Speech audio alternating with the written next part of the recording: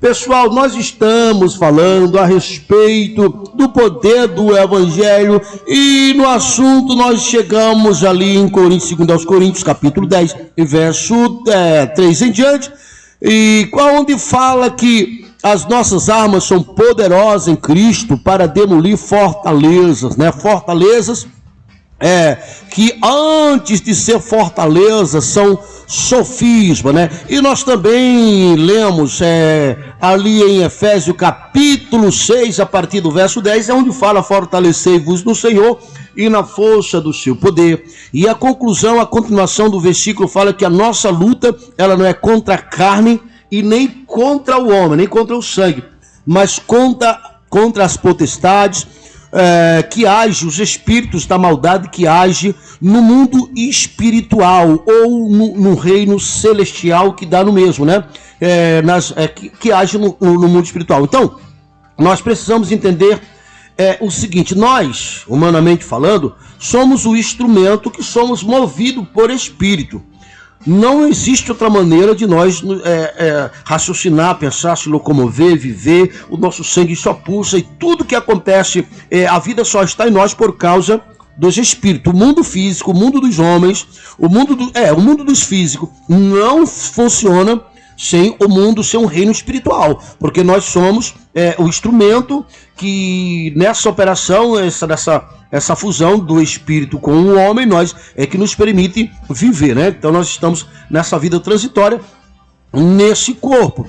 Então, de um lado está o plano de Deus a nosso respeito, que a gente precisa conhecer esse plano e para que a gente possa crer e agir em prol desse plano, agir de acordo com esse plano, agir, né, dando vida a esse plano, já que esse plano de Deus para nossa vida aqui nesse campo, nessa dimensão terrena, ela não se cumpre sozinha, ela só se cumpre se nós tivermos a capacidade de nos subordinarmos, né, de ser disciplinado. É isso que a palavra de Deus diz em várias passagens, mas quero citar algumas, como Romanos 8, que diz que nós devemos andar no Espírito, porque se nós não andamos no Espírito, nem sequer nós somos filhos de Deus. E andar no Espírito é andar em Deus, é andar no conhecimento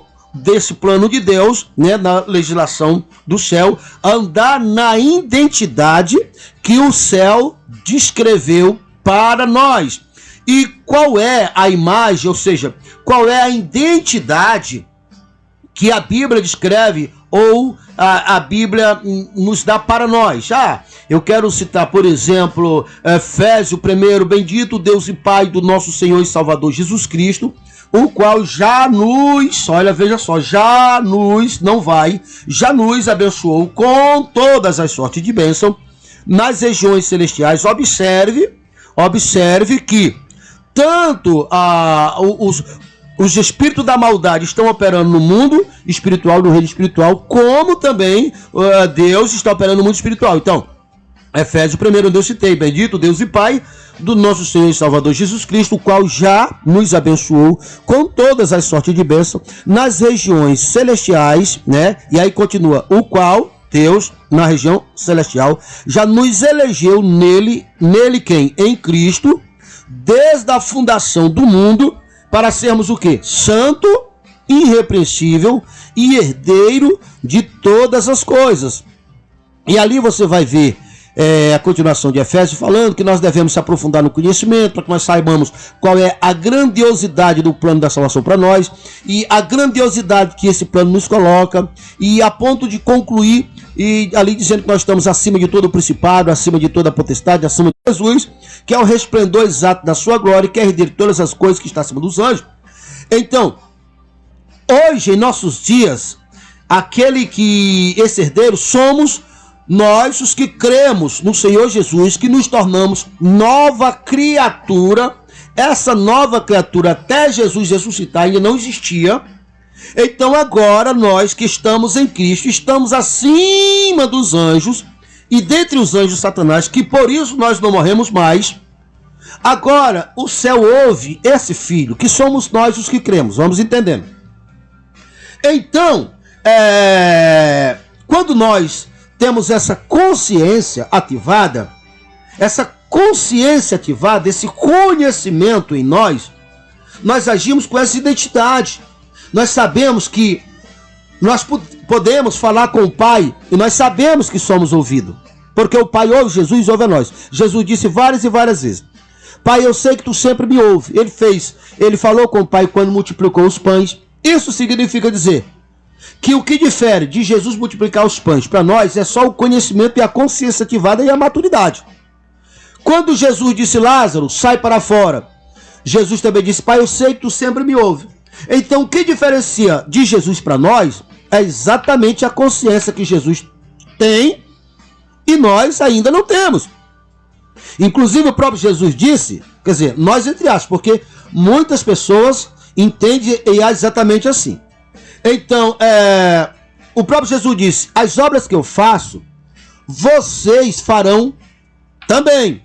Então, quando eu ando nessa consciência, eu estou andando na identidade do Filho, eu estou andando em Cristo, então eu sinto correspondente, eu tenho essa consciência e eu sei que eu posso todas as coisas nele, eu sei que eu sou herdeiro de tudo, eu sei que não existe problema que possa me vencer, então eu sei de tudo isso.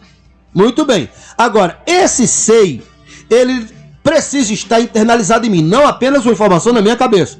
Então, quando eu creio assim e ando assim, quando eu vi um pensamento que eu não posso, que eu não sou, que Deus esqueceu de mim, qualquer pensamento oposto, se eu deixar esse pensamento, esse pensamento é o que a Bíblia chama de sofisma. São sofismas. Veja que ali em 2 Coríntios capítulo 10 fala que nós devemos levar todo o conselho, toda a altivez dos enganos de Satanás que age nas regiões celestiais, devemos levar cativo a obediência a Deus, subordinar a palavra, porque e nós também se posicionamos em nome dele. Então nós somos como ele é. Na verdade nós somos o que Jesus não foi, ele é. Veja que Jesus, na conversa com os fariseus, ele não disse: olha, antes de Abraão eu era. Não. Antes de Abraão eu serei. Não. Antes de Abraão eu sou.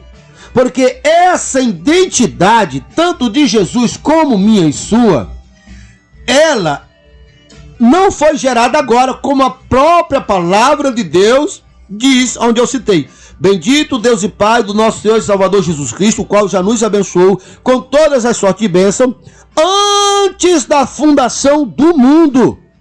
Veja, então quando eu me ajusto a essa consciência interna e vem pensamentos negativos que me faz me sentir diminuído, que me faz ficar com medo, que me faz ficar triste ou qualquer outro desvio, esses são sofismas.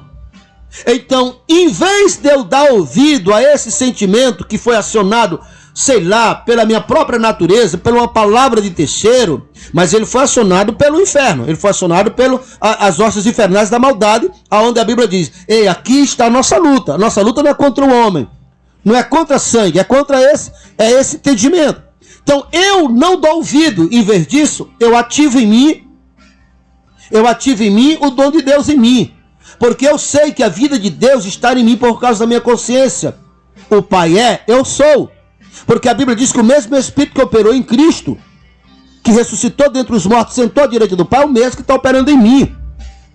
Então não tem nada maior, não tem doença maior, não tem câncer, não tem AIDS. Se a vida de Deus está correndo em mim, e ele, a vida de Deus em Cristo, está acima de todos os nomes, então não tem doença que possa me matar.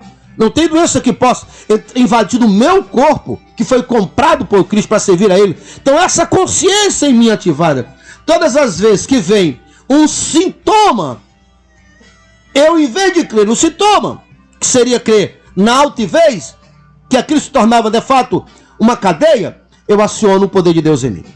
Amanhã continuaremos a falar mais sobre o assunto, porque chegamos ao final do nosso programa. Muito obrigadão a cada um de vocês que estiveram conosco. Obrigado, craque da Sinoplastia.